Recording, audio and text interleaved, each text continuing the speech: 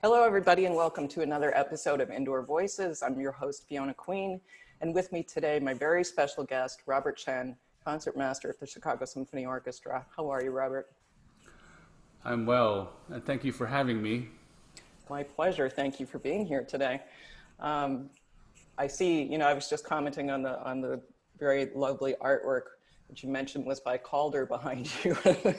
I have art envy right now.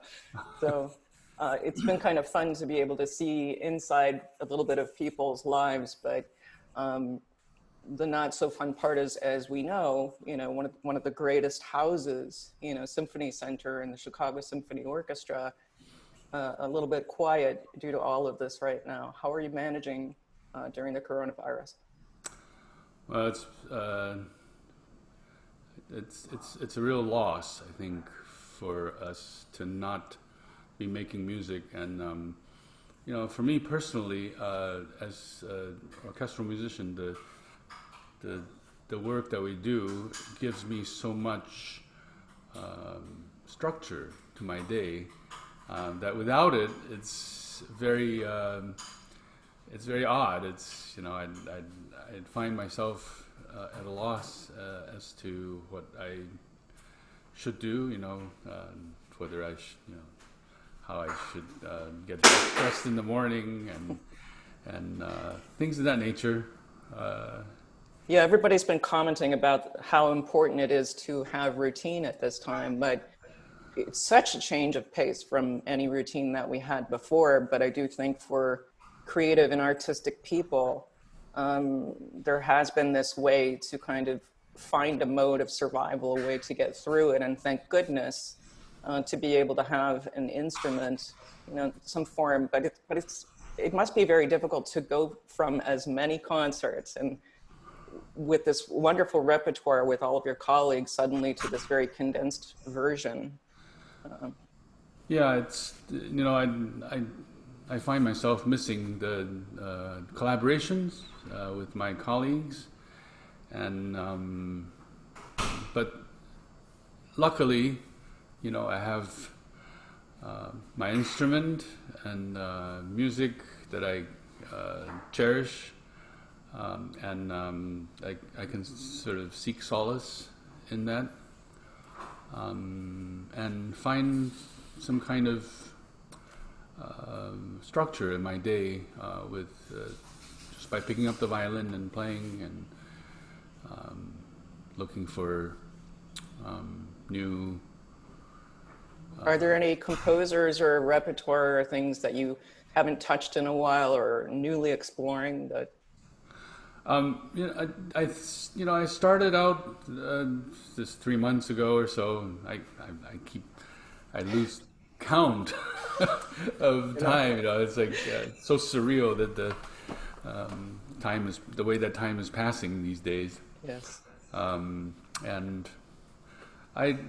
at the beginning of it, I found myself going to a lot of violin music that I hadn't discovered in a while, and solo violin music, some Isai, Sarasate, chanson poem, and things that I've studied before, but I wanted to go back to because it's been a long time. Yeah. And suddenly here we are with the time. That's right. Yeah, we have all this time, and so I spent some time doing that, and looking for ways to collaborate, I guess is the word. Well, and the Chicago Symphony Orchestra has done some lovely broadcasts in that way that I hope in that regard have brought your colleagues together in a way to do this chamber music and things that you're missing and seeing them. You sent this fantastic clip we'll talk a little bit about now and then play, but from Stravinsky's Soldier's Tale with a very reduced instrumentation. You, Cynthia Ye, and Steve Williamson. And I was just absolutely intrigued to see how imaginative Cynthia had to be. Right. So tell us a little bit about that and how that collaboration came about. Well, it was towards the beginning of the lockdown, and we were looking for ways to continue to connect with my colleagues. And actually, my wife, who's also a violinist, she said, there are these 3 dances in the middle of the Stravinsky Soldier's Tale, and the first one is a trio, violin, clarinet, and percussion. Why don't you call your colleagues and see if they would be up to, throwing something up on the social media websites, and see if they're up to doing it. And I think because of this new reality for us, it was a learning process, sort of getting this thing together. I made a recording, and then I sent it to Cynthia, and Cynthia would put it in her earphones, and she would be looking at the video, and she'd be listening, and she would be trying to sync up her playing to that, and then we sent the video to Steve, and he would try to sync it up to that, and so and then we send it all into our tech geniuses, and they put it together. And at first it was like, well, it's not quite right, because being tech genius does not mean that you're a musician or that you actually know how to read music. So we had to sort of baby step our way through the process and guide our tech guy through the how the thing actually fits together. And for a 2-minute worth of music, it actually took a great deal of effort. Yes. Yeah. Yes, not to be underestimated, but how beautifully that came together. That must have been really fun for you all to see that final product. It was, when you get a product like that, you finish it, there's a sense of accomplishment somehow. Yes. Yeah. Well, and a lot of satisfaction on our part to be able to listen to it. Let's take a listen right now. Yeah. Hi there, I'm Steve Williamson, the principal clarinetist of the Chicago Symphony Orchestra. We truly miss performing for you live in Orchestra Hall. And we know there's no replacement for live music, but we still want to try to make music for you somehow during this time of quarantine. Here's a little snippet of Stravinsky's Soldier's Tale. While Robert, Chen, and I are performing on our usual instruments, Cynthia Ye had to get really creative and use whatever she could from her apartment. So instead of a bass drum, she uses a djembe, and for a small drum, she uses a doumbek, and last but not least, instead of a cymbal, she uses a salad bowl. We hope you enjoy this, and we look forward to making music together on our stage soon. Take care and be safe.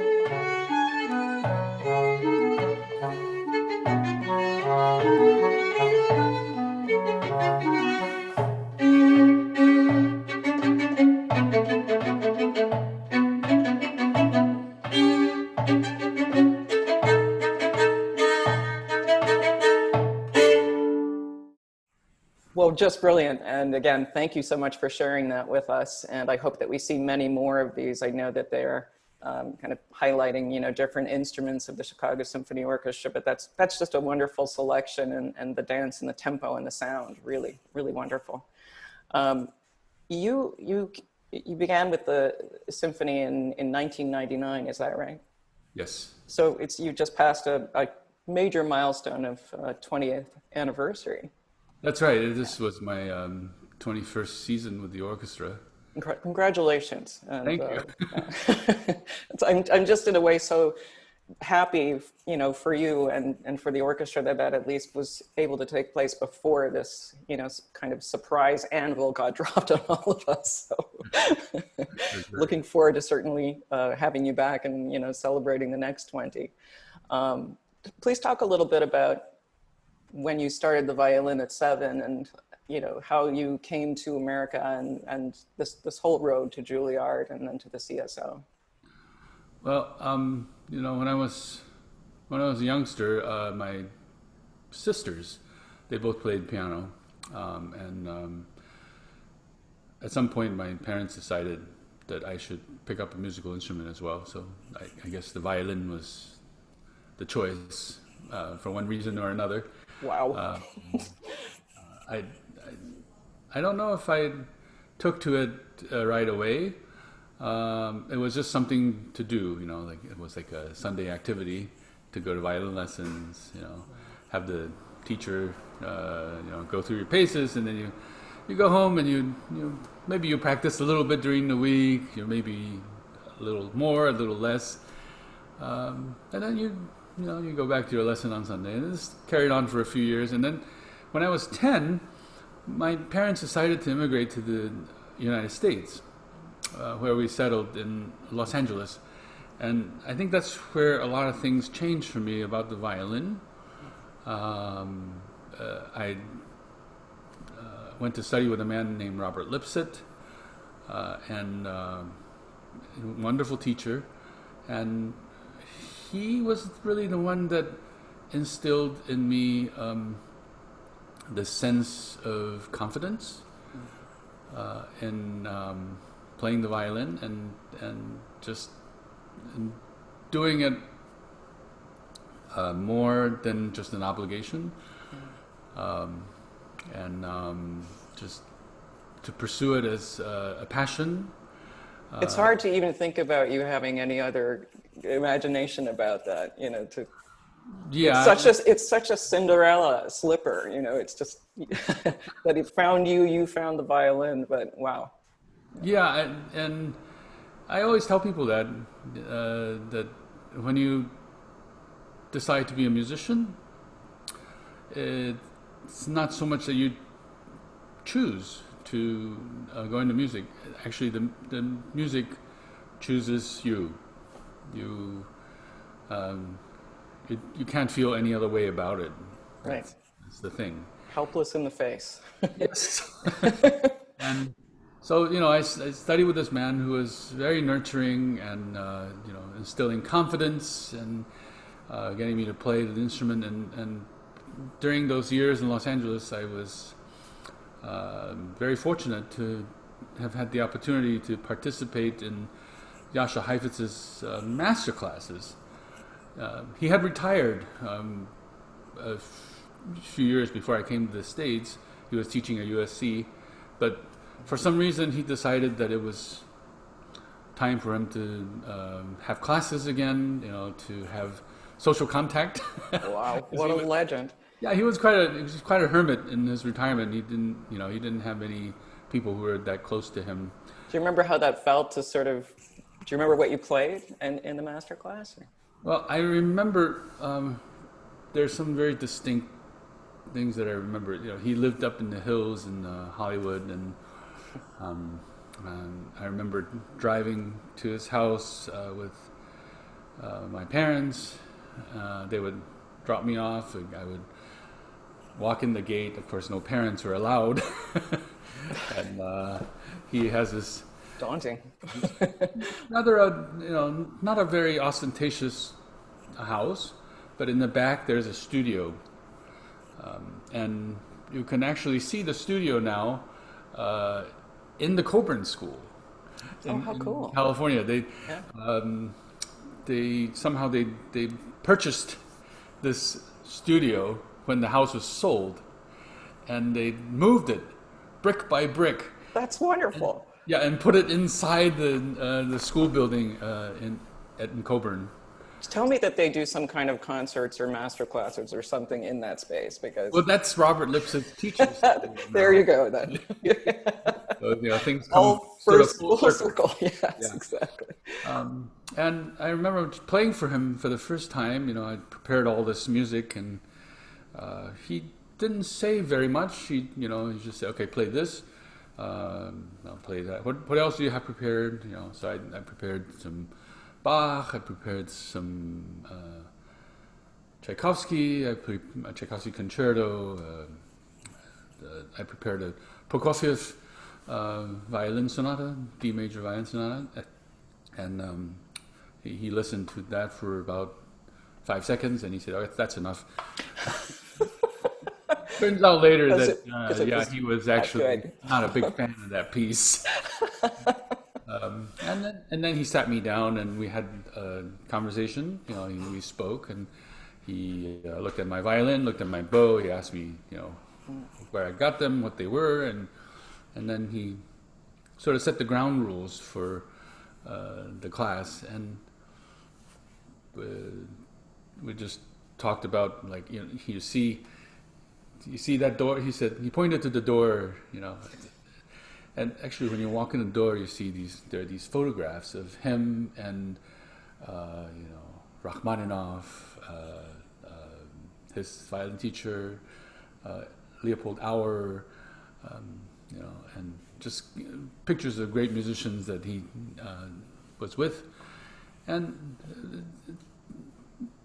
how inspiring! The whole idea of just being in the presence of this man who is revered as like a god in violin playing. It rubs off. Yeah.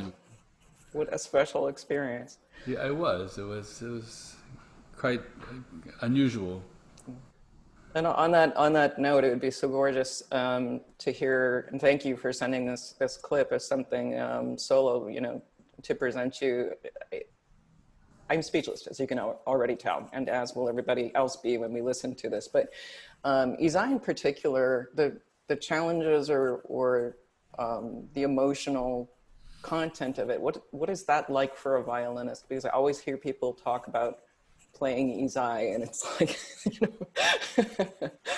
Well, I was drawn to learning this piece at the beginning of the pandemic because it is a piece that's filled with hope. The first movement is called Sunrise. It depicts a sunrise. Aura, yes. And then the second movement is sort of a peasant rustic dance in 5. And something about it just rang true with me in this time, where needed something optimistic to look forward to. So this really came about as a result of the pandemic. So yes, yeah, wow. I didn't know it. I've known the piece, but I hadn't studied it, and so it was an opportunity for me to study it, explore it. Well, let's take a listen. Dear patrons of the Chicago Symphony Orchestra, I'm Robert Chen, your concertmaster at the CSO. Over the last 3 months, I've really missed playing for you in Orchestra Hall. There is no replacement for live performance, and I truly look forward to the day when I can make music again for you in Orchestra Hall with my colleagues. I am eternally grateful to you for all your support and generosity through this time of crisis. And as a token of my gratitude, I would like to share with you something that I learned during the quarantine. Eugene Izai's Sonata for Solo Violin in G Major.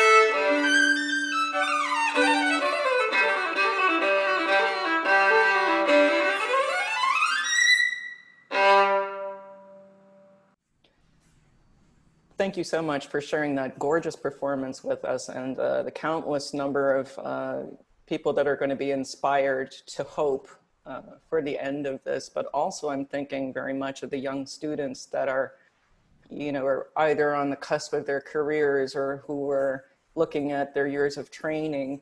And we were just talking about master classes and everything and where that comes down. And I really hope, and wouldn't be surprised at all if that's, someone's going to be picking up their violin right now to be inspired to take a look at that. So I appreciate it. Thank you. You've also done some lovely podcasts with your family, some beautiful performances with the Chen Quartet, the family. Again, let us know a little bit about that. And it must be very special, I think, as a silver lining to all of this, to be able to be with your family at home and to be able to explore some music and play together without, you don't have to have the masks or the distance, that you can really do chamber music. Well, my family and I, we've been playing together for the last few years, as the kids are growing. Beatrice, who's a violist, she's 17, and Noah's cellist, 15. And we've made it a priority to serve our musical community. Yes. And so we've been going around the last few years, and we've been playing in churches, we've been playing in retirement communities, and the benefits are twofold, actually manyfold. One is that they get the exposure of performing regularly and to a very captive audience. Yes. And the other one is just for us to a way for us to give to people who are otherwise unable to come to Orchestra Hall to experience the music, or don't really have the means to come to Orchestra Hall. Just a way to reach out into the community and it's been a wonderful thing for us. And when the pandemic hit, we thought, well, we should continue to do these kinds of things because it gives us a goal to learn new music and to be together and to sort of commune in the music, and also for us to share that. So we like I say, this whole thing is a learning process for everyone. We set up a home recording, very basic recording. All you need, yeah. All you need. We do it on a computer. We have a little podcast microphone that we use, and we make these recordings and we send it out to retirement communities. And also we do Facebook Live events. There's a benefit for the Philadelphia Musicians Union, which that's another way for us to give back to the musical community, because they're suffering. The whole performing arts community is suffering. We have to help each other, and very important too. What a gift, because there are so many people in isolation right now. And again, the longer this goes on, it's if people can't be with their families, but they want interaction.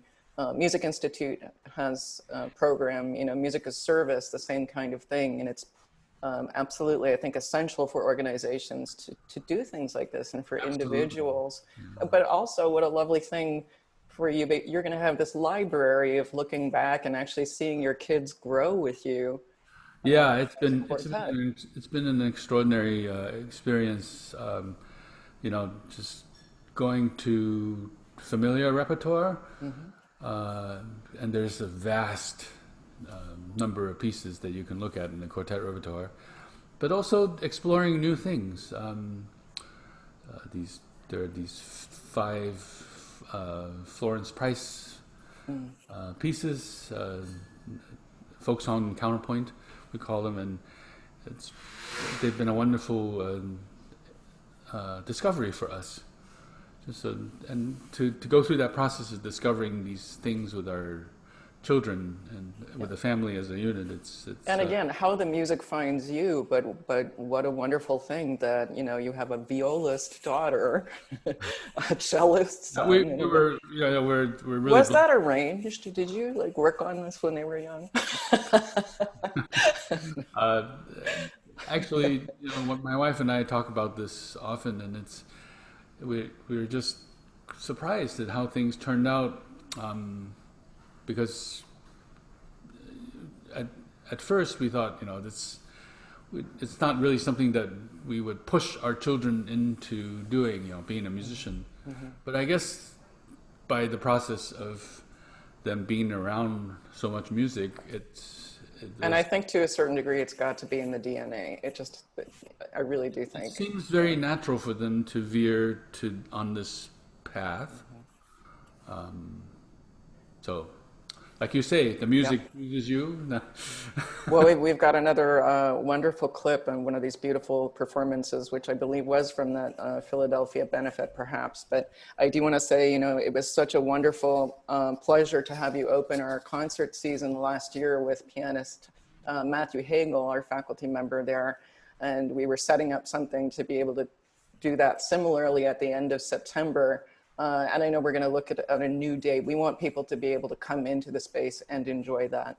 Although we are outfitting the hall to be able to do some wonderful live streamed events, because I think there's nothing like to have the instrumentalist in the space is so wonderful. That's a great idea. But I do thank you for that, and I look forward to seeing you in Nichols Concert Hall. Thank you for being here with me today, taking time and sharing. You're so welcome. Thank you. Everybody, enjoy the Chen String Quartet. Will take us out. Thanks, Robert.